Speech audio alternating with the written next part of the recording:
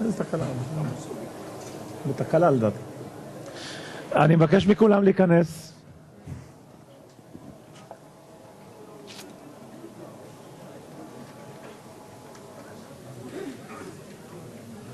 סגרת בכוונה? פליז.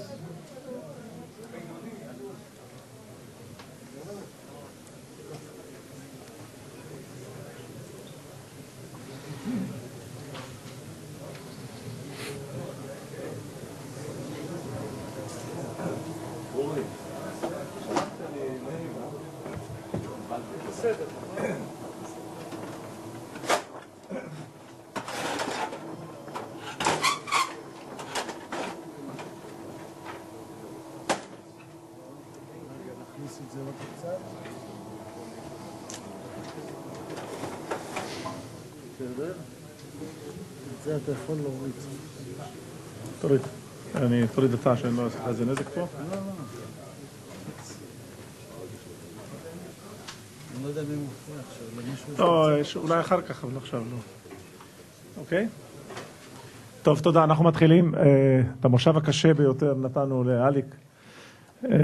בגלל הצטיינותו, אז אנחנו בטוחים שהוא יצליח לאושש אתכם אחרי ההפסקה. בבקשה, אליק.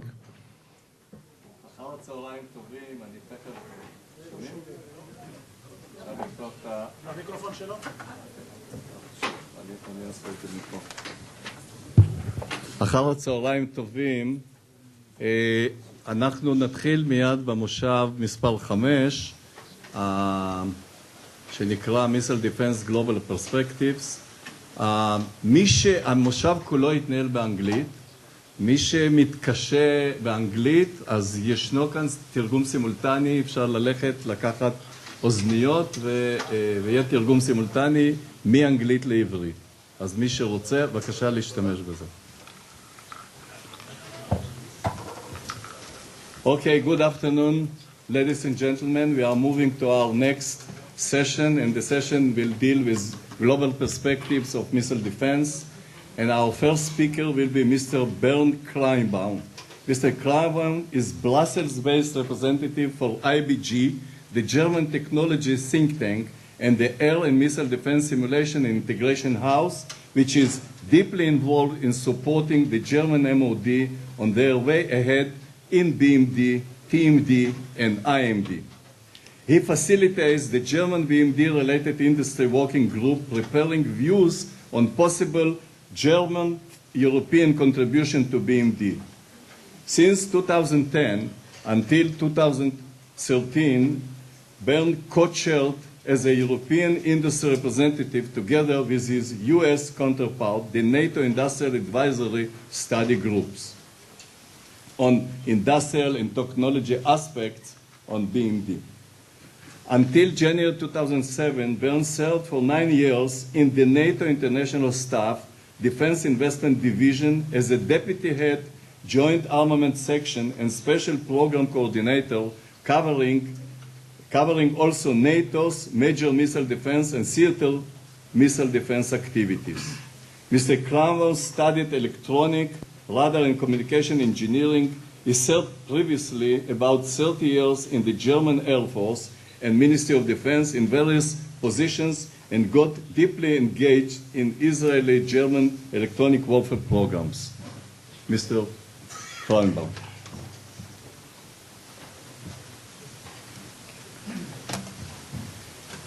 Alik, thank you very much for this kind introduction.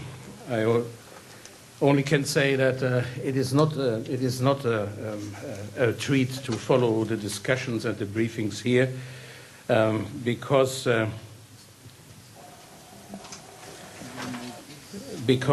we are very far away in Brussels and also in Germany from the daily problems if you have to defend your country on a daily basis.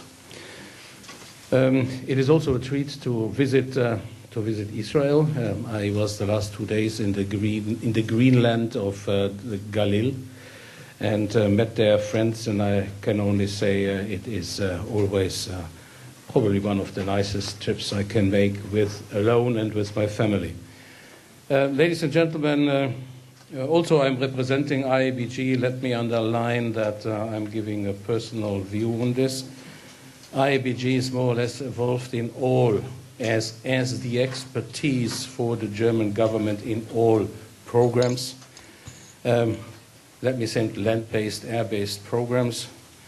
We are doing studies. We are the control techniques of the result. And I'm certainly not going into these results. However, I will make my voice clear. If you ask me what is the success rate of your studies and of your recommendation, I cannot answer this. Once a while we are successful, for example, by termination the Eurohawk program for the Siegend bird last year, and currently we are not so successful by proposing Herald TP as an interim solution.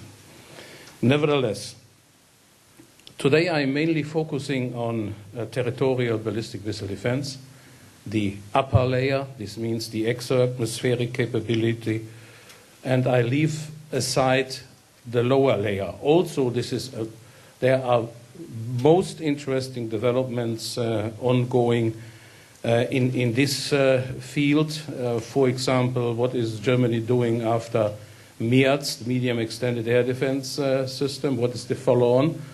Also the question how the Weimar Triangle, Poland, Germany, France, is gathering for joint air and missile defense capabilities. And finally, as most of you or many of you are aware, there is a nice competition ongoing in Poland. So I leave this aside, but you may have a question later on. For people who are not so familiar with European and NATO ballistic missile defense, just a few bullets. Territorial BMD started with the termination of the ABM Treaty in 2002, first time that NATO went into studies on territorial missile defense. Then in 2004, there were the bilateral agreements between the US, Poland, and the Czech Republic on the third site. In 2009, the termination of this approach and the replacement by the so-called European phased adaptive approach with SM-3 interceptors on ships and on land. In 2010, the Lisbon Declaration of the heads of state said BMD will or is now a mission to NATO. In March 2013, the cancellation of phase 4 of the PAA with its assumed performance also against ICBMs. And now NATO is working a gap analysis between the US PAA without phase 4 and what would be required for the coverage of whole Europe. It became obvious that these results will not be ready for the September 2014 summit in Wales. A summit is where the heads of state meet and make all these important decisions on BMD, for example. Because there is no agreed reference architecture for a European BMD capability, NATO is currently not capable or not able to define IOC or FOC. What does it mean? What is the necessary capability for an initial operational capability? And the struggle of NATO is now working out an agenda for this summit I just mentioned, which makes an agenda which would make sense and which justifies such a political operation by more substance than bidding farewell to the outgoing Secretary General and electing a new one. But there is also a fair chance that Afghanistan and the Ukraine are becoming attractive discussion points. As some NATO ambassadors have expressed, the agenda, the soup, is very thin. The struggle is in particular to find items which are called flagship capability programs. 3 capabilities are currently champions in this discussion. Firstly, joint ISR, a lot to do with UAVs. Secondly, BMD, and thirdly, AVAX follow-on, so the airborne early warning system with its aging NATO E3A birds. But regardless if BMD would be endorsed as flagship program, there is decreasing political trust behind BMD. Why is this the case? As mentioned before with the Lisbon summit, and I quote, we have decided, the heads of state, we have decided that the alliance will develop a missile defense capability to pursue the task of collective defense. BMD as a big challenge and business case reached Europe. For the US, it was already a big business since 1983, after Ronald Reagan, or with Ronald Reagan, where until now more than 200 billion were invested. Because the current 1 billion program for NATO C2, BMC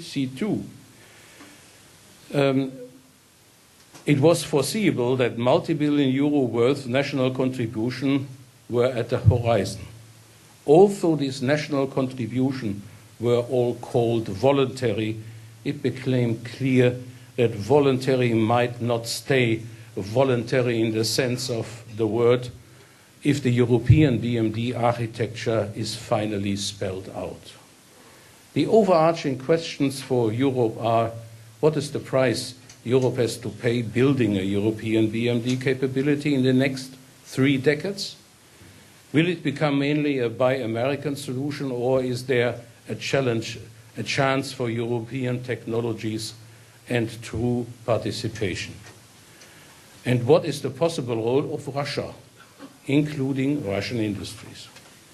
Before Lisbon, the political argumentation at NATO was based on the assumption the lion's share of BMD will be paid by the US through PAA, which is providing in steps full upper layer coverage. That means they are taking over the exo-atmospheric interception and full protection of all European population and territory. The NATO common funding will stay with about 200 million add-on to the already approved 800 million, and Europe may contribute with some lower layer like Patriot or MEADS and some gap-filling capabilities on a voluntary basis, and that's it. In the meantime, the awareness is obviously changing, and some political and military illusion, I call this hallucinations, are fading away. Fact are, although the US PAA remains a key contribution to the European ballistic missile defense capability, it is not providing the indivisible protection for whole Europe as claimed. It is limited against longer range and faster missiles and is far away to being robust in military terms. And secondly, the architecture of the future BMD system with the USA, with the PAA and beyond is undefined, and consequently the costs are unknown, not only for Europe but also for the US. And it was an eye-opener for many Europeans when in 2012 the House of Representatives Armed Forces Strategic Forces Subcommittee voted to hold back 25% of funds authorized for certain PAA expenses until NATO allies spell out their contribution. And this has become, I would say, a substantial position in US politics. Let me embark for a moment on the question, can Europe make valid contributions to the European BMD systems? And the short answer is yes, but it will be very expensive. This subject was explored in depth by several, and you mentioned this in your introduction, by several European nations as well as by the NATO Industrial Advisory Group which I had the pleasure to share as the European, and who were built by the who is who in ballistic missile defense. An interim study report was delivered up front to the Chicago summit, giving evidence that also Europe is offering a significant range of BMD capabilities and technologies. The study is providing about 50 national, European, and transatlantic program proposals. We do not have the time to go into the details of this, but here are a few examples. The Dutch and German focus on the replacement of a frigate radar with additional EW capabilities up to 1,000 kilometer range is a valid issue. The French-German plans for improving space situation awareness by new space and ground-based radars is another issue. The consideration of IR post-burnout tracker as additional sensor, for example, on AVAX, in particular to improve discrimination of warheads against debris, is an item which is high on the rank and high on the list. And finally, also the consideration of Arrow 3 as a ground-based, transportable, and maybe affordable element in a layered defense. In regard of the European Union and the European Parliament, it needs to be recognized that BMD has become an item on their agenda. Finally, some remarks on the Russian role. NATO and national BMD architecture and performance studies, as well as the report by the Foreign Policy Committee for the European Parliament, came to the conclusion that using Russian territory and their radars becoming interoperable with their capabilities make a huge difference in a better defense in depth and performance, less stressing architecture, and particular in lower costs. And here I should also mention an initiative by Patrick O'Reilly, General Patrick O'Reilly, who used to be the director of MDA, the last director of MDA, who together with the Atlantic Council is pushing forward a NATO study requiring the involvement of Russia. So this is at least relative to his official positions 2 years ago, a major change in direction. Taking into account that many intercepts in the defense of Europe would occur over Russian territory and that booster and debris would fall on Russian territory, for example, the NIAC BMD study route consequently recommended follow-on efforts to determine Russian territory and technology impact. The unfortunate reality of today is that NATO-Russian BMD work has come to an halt, regardless of the flowerful language on cooperation in the Lisbon summit. This was necessary to make NATO jump over this hurdle of agreeing on missile defense. Because of my opinion, and as a matter of fact, that an effective BMD shield for Europe cannot be built without or against Russia, I'm convinced that good European and NATO governments will find a way on the long run in this regard. I have to say Putin and the Ukraine issue is certainly not helpful at this point in time, but Putin is not Russia. In conclusion,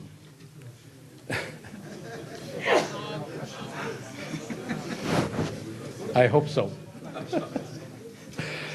In conclusion, the Lisbon decision for a European BMD capability is a fact and cannot easily be reversed without major damage to NATO. The USA PAA performance is limited, and European contribution will be essential to provide indivisible security for Europe. European voluntary contribution will not stay voluntary or the NATO BMD project will break. A NATO European BMD roadmap timelines is needed, matching European needs and contributions unless 2030 and beyond, not limited by the current PAA scope. A European BMD architecture must be developed, including considering Russian aspects. And the alternative for Europe are provide budget or lose sovereignty.